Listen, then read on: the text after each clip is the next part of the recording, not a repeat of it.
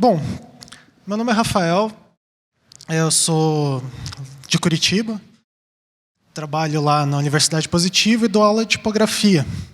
Só que a minha área de pesquisa, e talvez até pelo que as pessoas me conheçam, está mais ligada à infografia.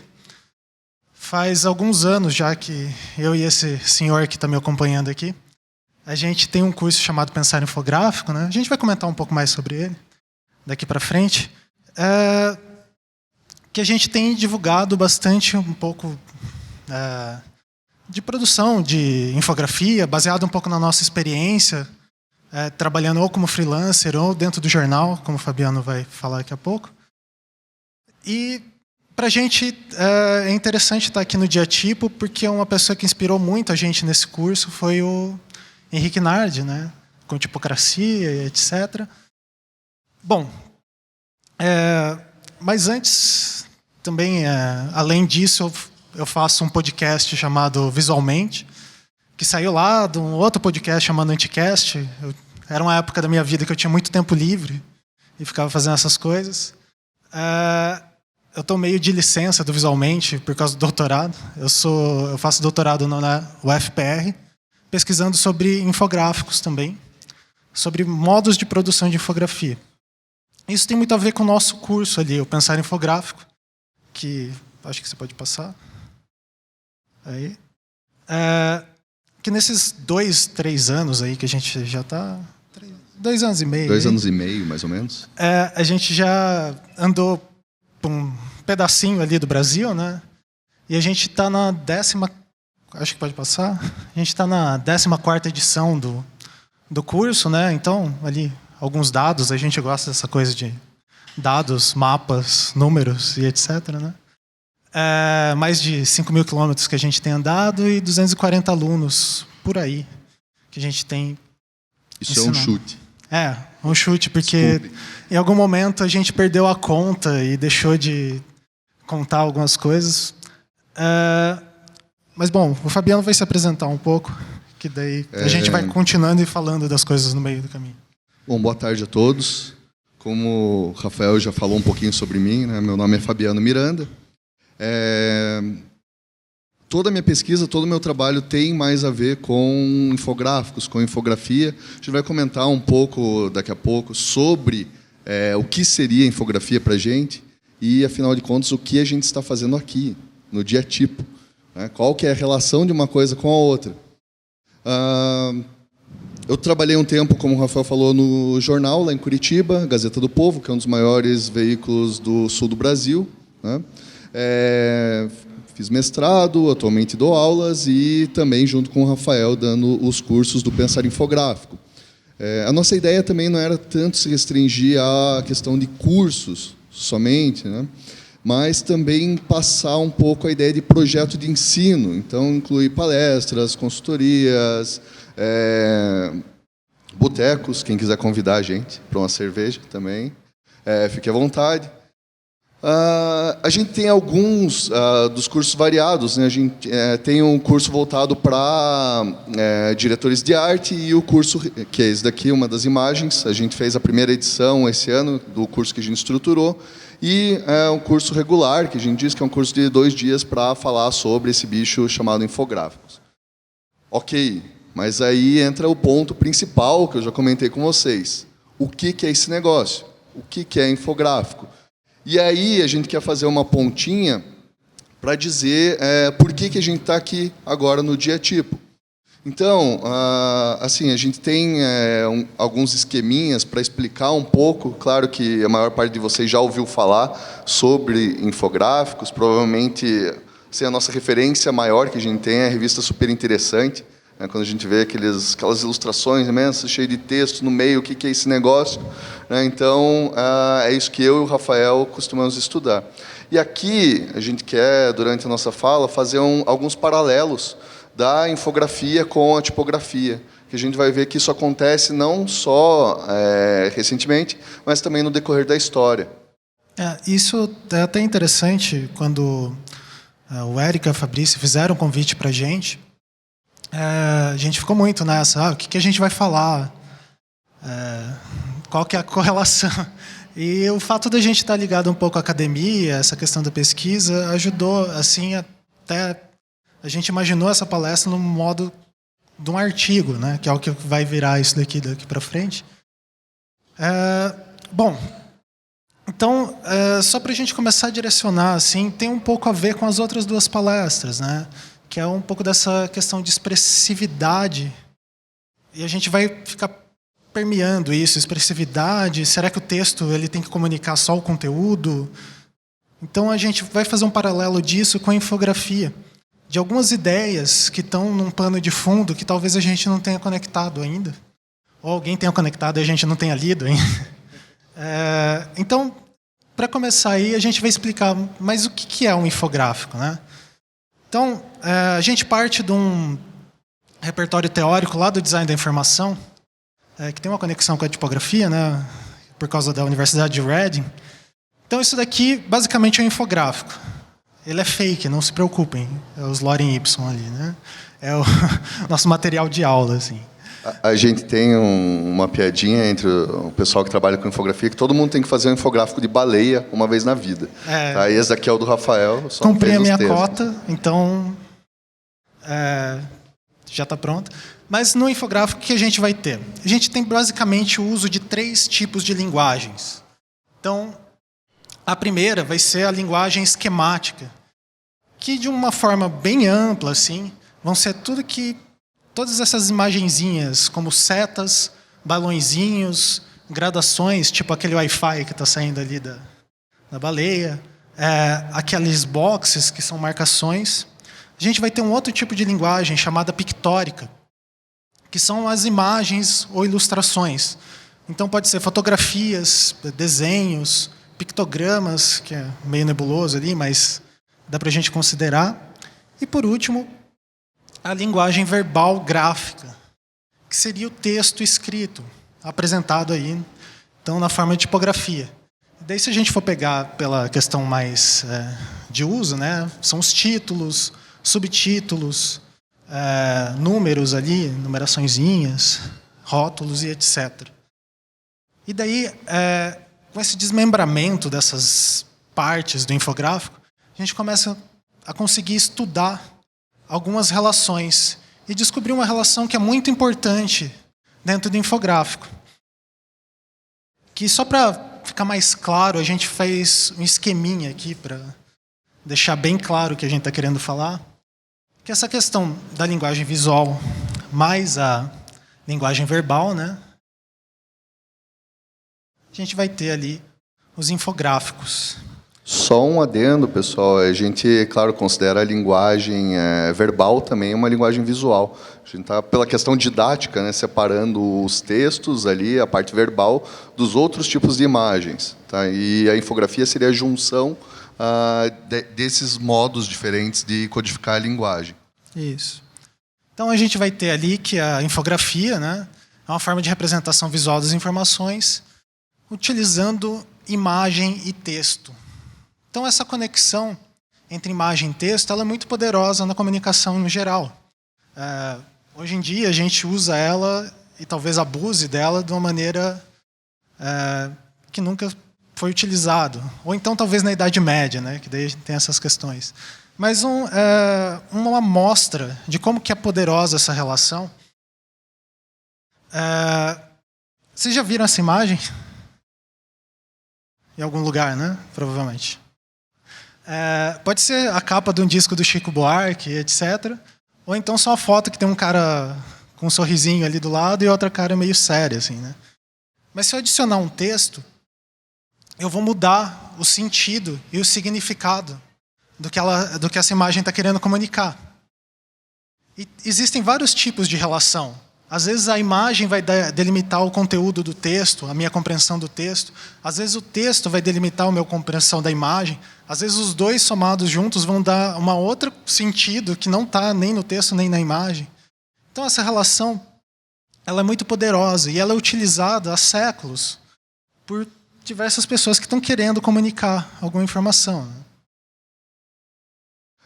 Então, a gente tem aqui essa relação sendo utilizada desde lá... Claro, a gente tem exemplos muito anteriores aqui. A gente gosta de pegar alguns exemplos bem escolhidos, né, a dedo, assim, para mostrar nas nossas falas. Aqui um caso clássico, ali no Renascimento, Leonardo da Vinci. Tem a relação também imagens e textos nas anotações e anotações diversas sobre corpo humano, sobre máquinas que ele desenvolvia, sobre questões artísticas. A gente vai ter, seguindo esses exemplos na história, o que é bastante interessante da gente pensar ali como mãe de todas as ciências, a filosofia. O René Descartes, lá no século XVII, ele já estava interessado em mostrar visualmente alguns conceitos que ele trazia dos princípios do funcionamento da natureza.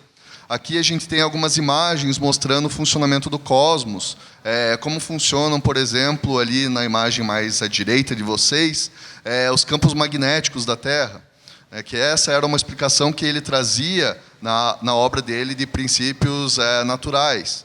Então, aqui a gente vai ter, né, durante vários séculos, e isso faz um pouco parte da minha pesquisa de mestrado, que foi sobre infografia. Eu fiz um contexto histórico, assim, bem rapidamente, né? Minha orientadora ficou bem brava comigo, ela não queria que eu colocasse, mas tanto eu quanto o Rafael, a gente gosta muito de revisitar a história, de buscar exemplos históricos, né? E eu não encontrei quando começa exatamente a infografia propriamente dita. A gente tem um problema grande de definição nessa área, mas a gente começou a ver que tem uma explosão muito grande de ilustrações científicas, de cartografia, de mapas, gráficos estatísticos, por volta ali dos séculos XVIII e XIX. E a gente tem nomes como desse cara aqui, do William Playfair. Ele vai ser o que a gente chama o pai do Excel. Assim. Ele foi uma das primeiras tentativas de criar gráficos estatísticos. Para a gente, isso daqui, hoje em dia, parece algo muito simples, né?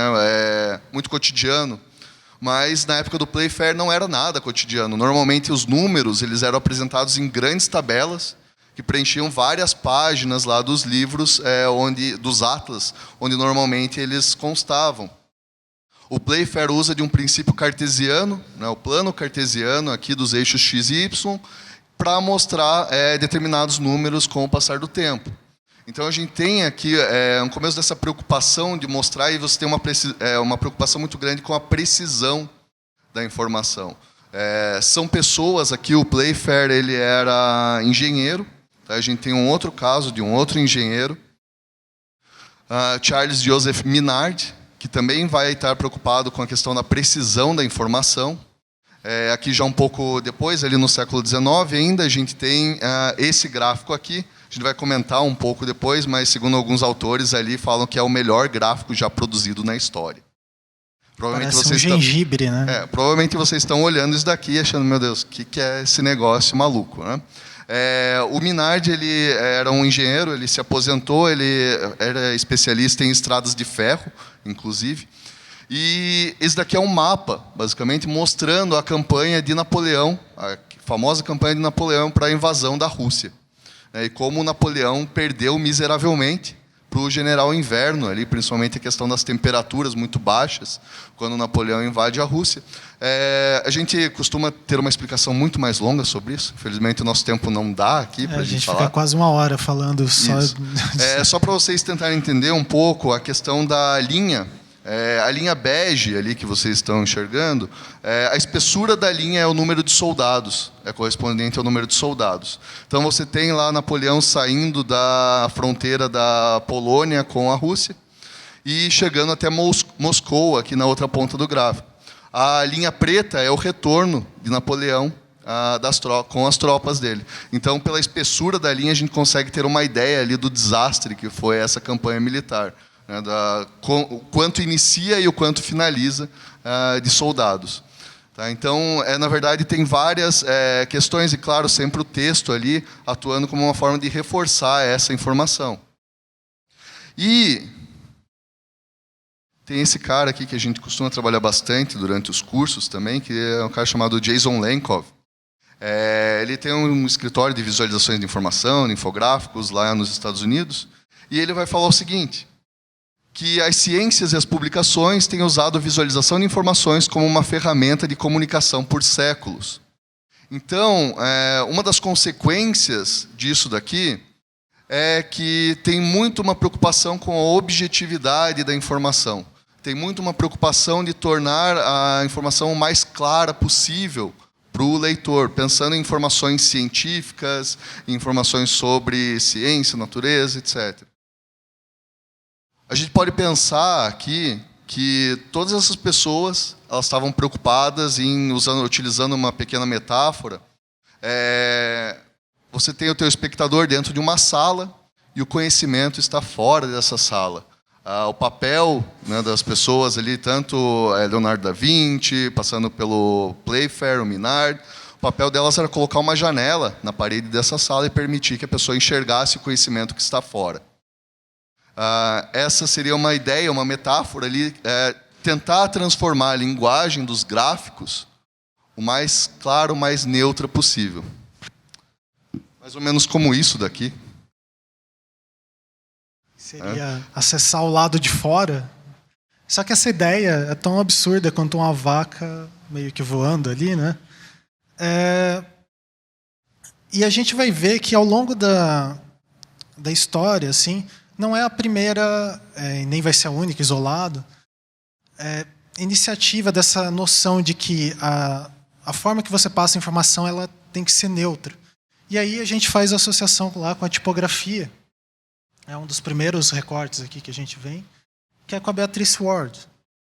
Provavelmente a maioria das pessoas aqui já teve contato lá com o texto dela, clássico, o Crystal Goblet. Então, a gente traz um recorte aqui do texto, só para dar essa noção, de que os tipos bem empregados são invisíveis quanto tipos, assim como a voz ideal é o veículo despercebido para a difusão de ideias e palavras, ou palavras e ideias. Essa noção de que o veículo que está transportando a informação ele tem que ser neutro, ele meio que extrapola e desconsidera um pouco da nossa percepção, né? E isso não é uma ideia isolada, como eu já disse anteriormente, né? Ali na década de 30, mesma época mais ou menos que a Beatrice escreveu esse texto, estava acontecendo um grupo, na verdade era um projeto, né? Idealizado por Otto Neurath, um sociólogo austríaco, que é o Isotype. Quem não conhece ou nunca ouviu, talvez já tenha tido contato, porque eles são, vamos dizer assim, a inspiração dos pictogramas contemporâneos. E é interessante a definição do Isotype, né? Que vai ser esse International System of Typography Picture Education. Então já essa noção da tipografia, de usar a imagem como tipografia. Uma pequena curiosidade até, que todo o acervo do Isotype, desse projeto, né, dessa ideia, desse sistema que foi desenvolvido lá na década de 30, hoje ele está presente na Universidade de Reading. E tem uma pesquisa muito forte em Reading sobre o Isotype. Tá? Então, eu tive a oportunidade de ir para lá em 2012 e conhecer todo o acervo deles. Então, lá o Reading não é só tipografia, né? Eu sei que todos estamos acostumados a escutar a universidade lá, no mesmo departamento, tá? No departamento de design e tipografia lá de Reading. O que é interessante aqui do Isotype é pensar um pouco na sistematização da linguagem e como que eles desenvolvem, né? Como o Rafael falou, pictogramas, e daí aqui tem alguns milhares de pictogramas que foram desenvolvidos para o Isotype. Se eu não me engano, a conta chega a entre 5.000 a 8.000 pictogramas desenvolvidos, mas a ideia não era só desenvolver esses desenhinhos. Tá? A ideia era que eles pudessem ser combinados e formassem uma espécie de linguagem, combinados, claro, com o texto também. Aqui, a gente acaba caindo em algumas visualizações, alguns painéis, como esses daqui. Tá? Então, aqui a gente tem 4 painéis, 4 exemplos do trabalho que era desenvolvido pelo pessoal do Isotype. O Otto Neurath ele era muito preocupado com a questão da educação de pessoas com baixa escolaridade. Vamos lembrar que a gente está no período entre guerras aqui, a década de 1930. Então, tinha uma grande questão econômica, social ali que estava acontecendo na Europa nesse período. O Otto Neurath, ele era sociólogo, como a gente comentou, e ele era curador de vários museus na Áustria, no início, né? E o Isotype também teve uma relação um pouco com a política, né? O Otto Neurath, ele estava envolvido em alguns movimentos filosóficos, inclusive o mais famoso é o Círculo de Viena. E eles começam a se destacar e começam a haver uma perseguição, né, com a ascensão do nazismo na Alemanha e na Áustria. E eles acabam sendo forçados a se mudar para a Holanda, em Haia. Eles desenvolvem a maior parte, na verdade, do trabalho que é mais conhecido atualmente do Isotype, foi desenvolvido na Holanda. Tá? E até uma historinha curiosa, assim, que eles acabam tendo que fugir também da Holanda por causa da invasão nazista na Holanda durante a Segunda Guerra, e eles fogem num bote no meio do mar e acabam sendo encontrados pela Marinha Britânica no meio do mar. E a Marinha Britânica leva eles, então, para Londres. O Otto Neurath fica preso um tempo lá. E depois que ele é liberto, ele acaba indo parar na Universidade de Reading, justamente, junto com a esposa dele, a Marie Neurath. Otto Neurath morre em 1945 e a Marie continua os trabalhos do Isotype, posteriormente, levando esse trabalho, inclusive, para outros países fora da Europa. Esse daqui é um exemplo de uma cartilha para explicar sobre votação, sobre eleições na Nigéria.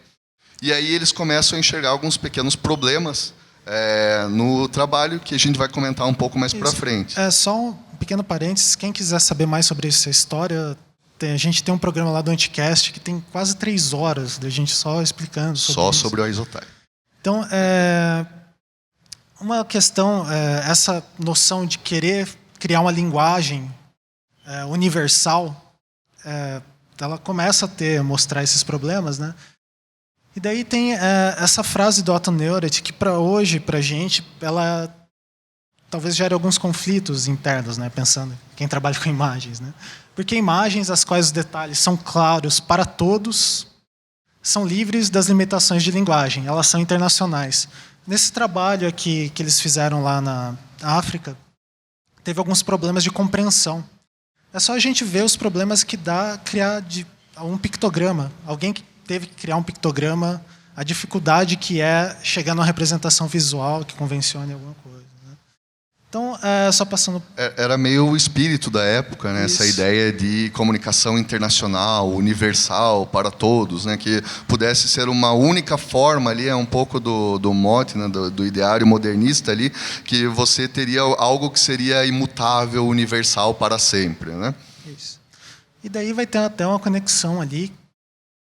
Eu nunca sei como falar o nome dele, eu chamo de Ian Chow. Com a nova tipografia, né? Ele até teve uma relação com Otto Neurath. Eles trabalharam durante um certo tempo na Áustria. E daí, eles trabalharam juntos, né, no mesmo museu. Isso. E daí isso vai ter uma questão interessante com o Isotype. Ele chegou a produzir alguns vídeos. E para o Otto Neurath, ele acreditava que a máquina ela era a questão mais neutra possível, né? Então ele queria uma voz muito neutra. Ele ia ficar muito contente hoje em dia de ver que tem coisas como o Google Translator lá que fala as coisas e tal, né? Mas esse é um videozinho que foi feito, não é com a narração em máquina, a gente não conseguiu esse vídeo, ele foi feito acho que na década de 60, não consegui ainda.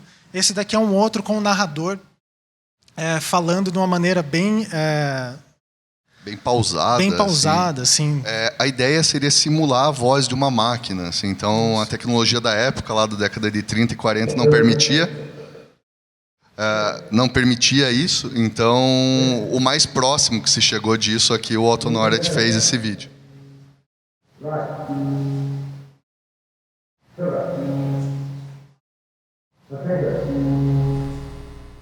Soya bean,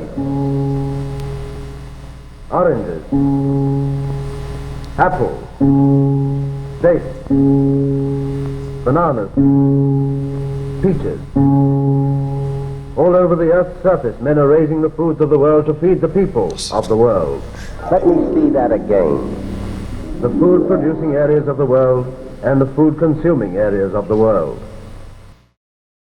Daí é bem curtinho, só para a gente pontuar isso. Então, a gente tem até uma citação da Beatrice Ward também, ainda no texto, A Taça de Cristal. Que foi o que a gente comentou há um pouco atrás. Que ela vai comentar o seguinte, ela vai falar que os tipos bem empregados são invisíveis enquanto tipos, assim como a voz ideal é o veículo desapercebido para a difusão de palavras e ideias. Então, casava muito bem, talvez, com o ideário da época, ali, década de 30, essa ideia de comunicação neutra, inclusive, tanto na tipografia, nos gráficos, infográficos, até mesmo nos vídeos, né? Na narração de um vídeo a gente tem isso também. Sendo que até essa questão da voz desse jeito gera um estilo, e isso afeta a percepção nossa, né? Bom, daí essa noção de neutralidade, ela vai impactar a noção de infografia ou então visualização de dados de uma maneira muito interessante. 3 autores que vão ser muito influentes para quem em algum momento teve que produzir um infográfico e tentou estudar um pouco sobre isso, vão pautar a questão da precisão da visualização da informação e dessa neutralidade, né? Então, ali desde os anos 50, com o John Tukey, o Bertin, que foi redescoberto ali nos anos 80, e o principal deles, talvez, para a gente aqui, que seja o Edward Tufte, que vai ter uma série de livros que a gente vai comentar um pouco.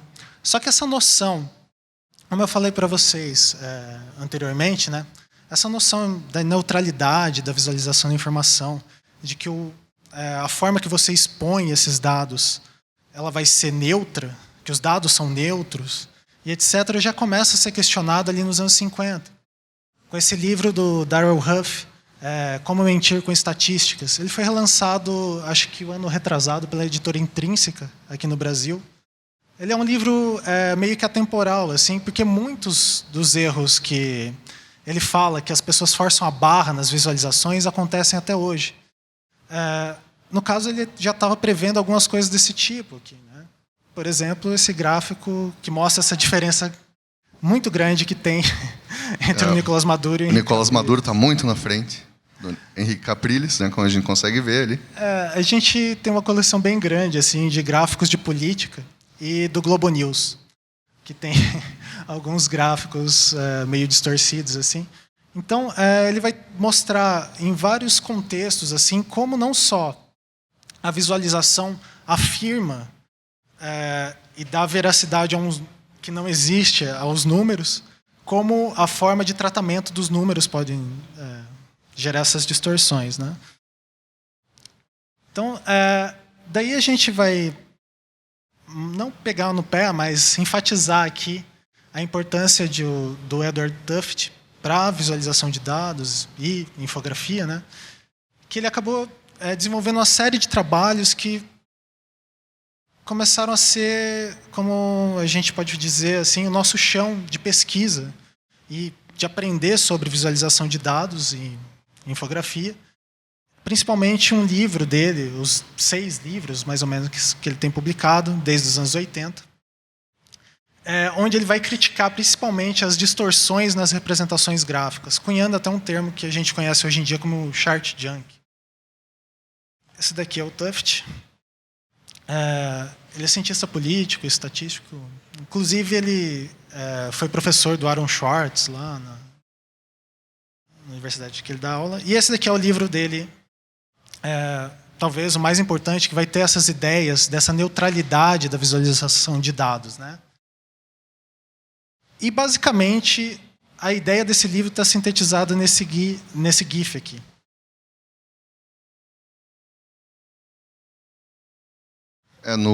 Esse GIF ele mostra a mudança ali do que seria um clássico gráfico de pizza, né? É tão odiado por todo mundo que lida com visualização de informação. E acaba caindo na premissa lá, básica do design, né, dos modernistas, do menos é mais. Então, você vai tirando, reduzindo cores, reduzindo bold, elementos, inclusive tirando os da pizza, transformando ela em outra coisa.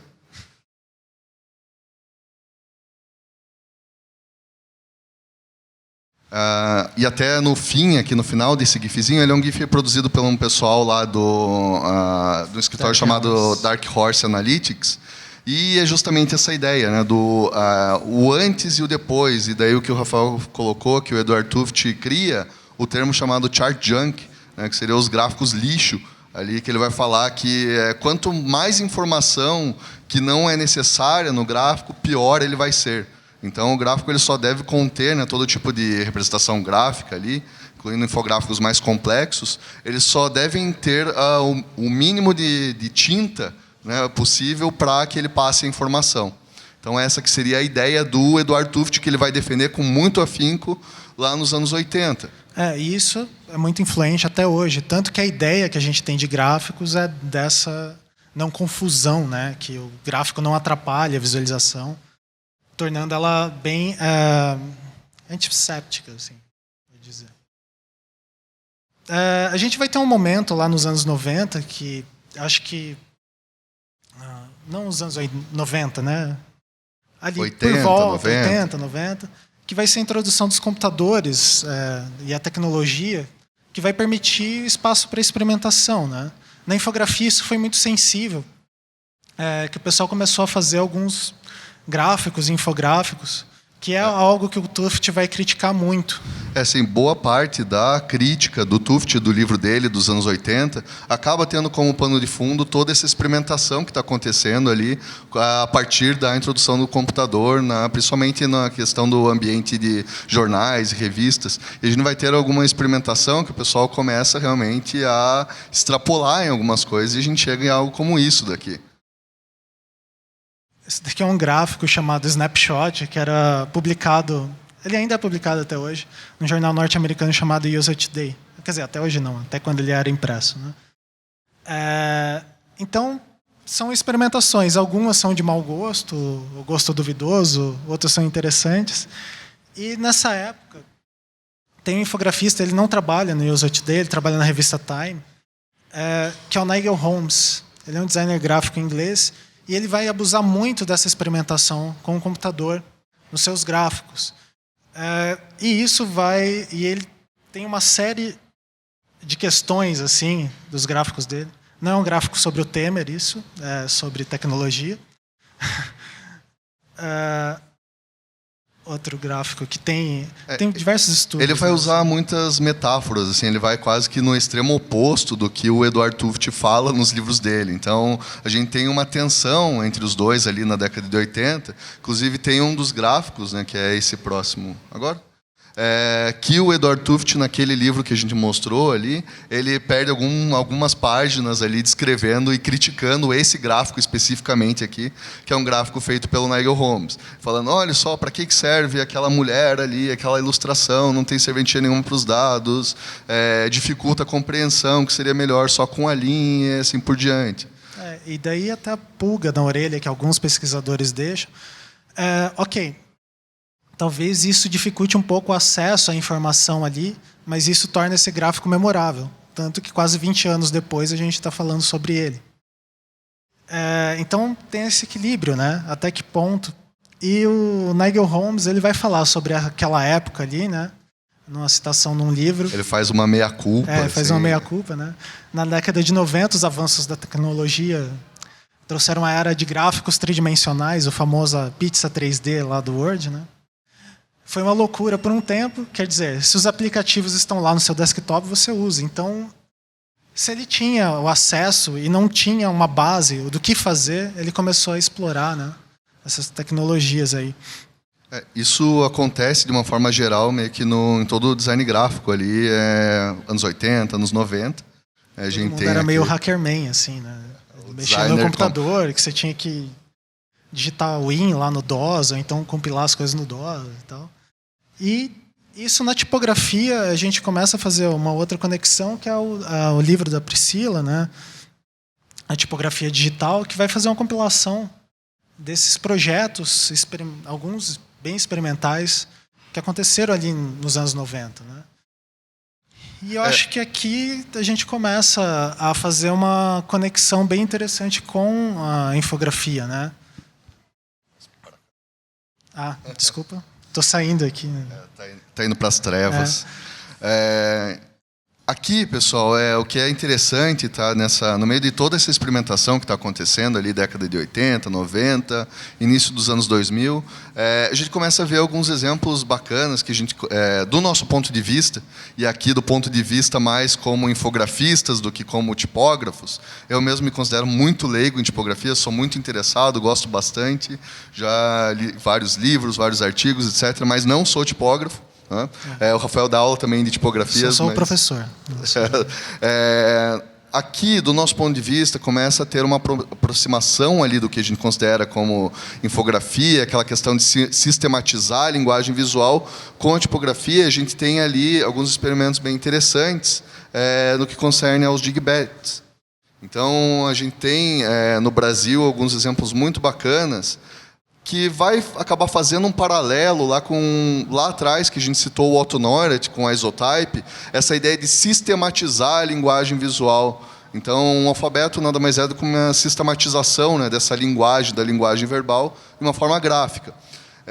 Os Dingbats aqui, eles vão fazer essa forma pictórica, que a gente tem esse trabalho que eu acho fantástico, do Bug, o Mangbat, a gente sempre confunde, né, o nome, com o Mangbit, que é um trabalho aqui, se a gente tem um paralelo com o Otto Neurath, essa questão da sistematização da linguagem. Por outro lado, o que a gente começa a ter com a experimentação, com os computadores, etc., é a possibilidade de você não ter mais aquela linguagem universal, aquela linguagem para todos, mas você ter questões locais inseridas ali naquele projeto. Você rompe com esse compromisso de universalidade e começa a ter um outro tipo de apelo, que é as pessoas se reconhecerem nesses símbolos, nessa grafia e etc. Né? Tem um projeto que é o Dingbats Brasília, né, que foi dirigido em parceria ali do Bruno Porto e o Santiago Mourão, que vai trazer alguns itens de Brasília que não são conhecidos por turistas, assim, para as pessoas que moram lá. Então, esse projeto é muito interessante e essa delicadeza, essa sutileza que a tipografia tem em lidar com esses temas, ou então permitir que eles coexistam, é uma coisa que a gente não vê no ramo da infografia. Enquanto a gente estava vendo os posters da Bienal ali, a gente até estava falando que a maturidade que para a gente aparenta que a tipografia está, a infografia meio que ficou estacionada assim, e anda alguns passos meio lentos, né?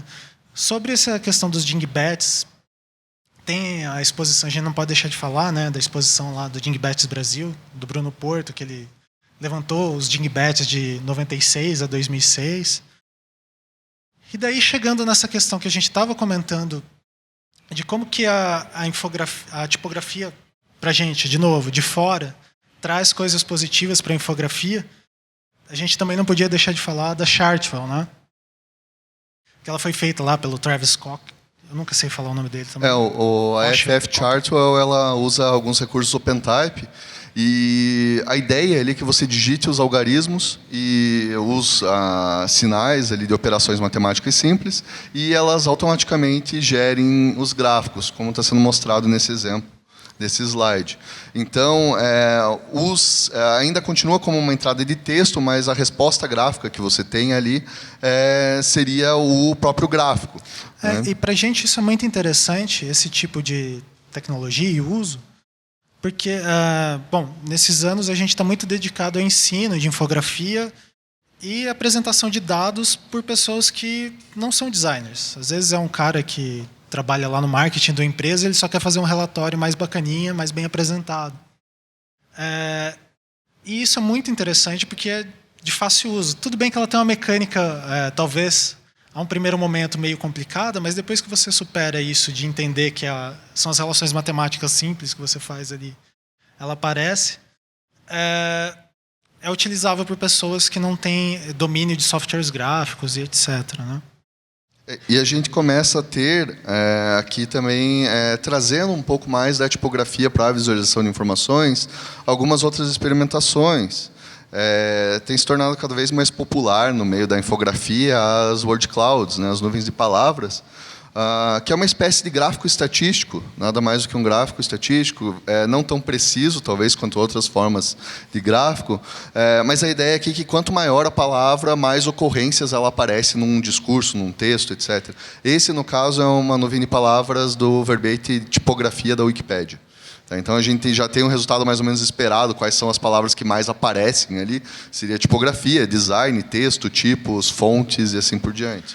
E é interessante também, aqui, em consonância com as outras palestras, né, o uso da tipografia enquanto imagem, né, lembrando sempre que texto é imagem. Né. Isso. E aí a gente começa a juntar com outras formas de representação que são bastante tradicionais na infografia, como, por exemplo, os mapas. A gente junta o texto, a tipografia, como imagem, não mais como texto, como discurso, mas como um discurso gráfico, na verdade, com outras formas de discurso, como nesse caso aqui de um mapa. Esse é um infográfico mostrando as palavras alemãs mais utilizadas fora da Alemanha, etc. E a gente tem outros, a gente trouxe só alguns poucos exemplos para mostrar como que isso pode estar sendo desenvolvido, como o Rafael comentou. Ainda é muito pouco, bastante incipiente, assim, é muito pouco explorado isso na parte da infografia, da visualização de informações, visualização de dados. Essa potencialidade que a gente já enxerga, pelo menos nós, nos afastando um pouco da tipografia ali, que conseguimos enxergar na tipografia um pouco mais desenvolvida essa questão da expressão gráfica. Aqui, nesse caso, é uma página dupla de um infografista equatoriano, chamado Juan Manuel Cabrera Patinho, e são todos os jogadores contratados ali na temporada de 2014, pelo futebol equatoriano. E ele transformou todos os nomes dos jogadores no formato de um jogador. Assim, uma mensagem que a gente quer deixar, na verdade, da nossa palestra, esses pequenos paralelos que a gente faz entre visualização de dados e infografia, é o que diz lá o Paulo Cilcarelli, que é o professor lá do Politécnico de Milão, que ele vai falar que a visualização de informações vai longe da neutralidade e exige responsabilidade do designer. Qualquer visualização é uma interpretação e o designer deve estar consciente da intencionalidade da comunicação. Deixando um pouco de lado, né, um pouco a nossa crítica, assim, é aquela questão da universalidade, de pensar tanto em visualizações de informação quanto tipografia mesmo, como algo transparente que só vai carregar um texto, um discurso de algum outro autor. A partir do momento que a gente colocou de forma gráfica alguma informação, a gente está dando a nossa leitura, por mais que a intencionalidade seja de neutralidade. Isso também é uma intenção, né? Bom, a gente espera que tenha ficado alguma coisa para vocês aí dessa questão de neutralidade, que para a gente foi muito sensível, assim. A questão da tipografia é muito inspiradora para a gente enquanto profissionais aí da infografia.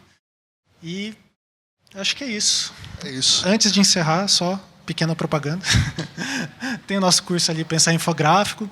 Quem quiser entrar em contato com a gente, tem essas redes sociais, e-mail ali. E o nosso site, que está um pouco desatualizado, mas em 2017 esperamos que ele melhore junto com todas as outras coisas.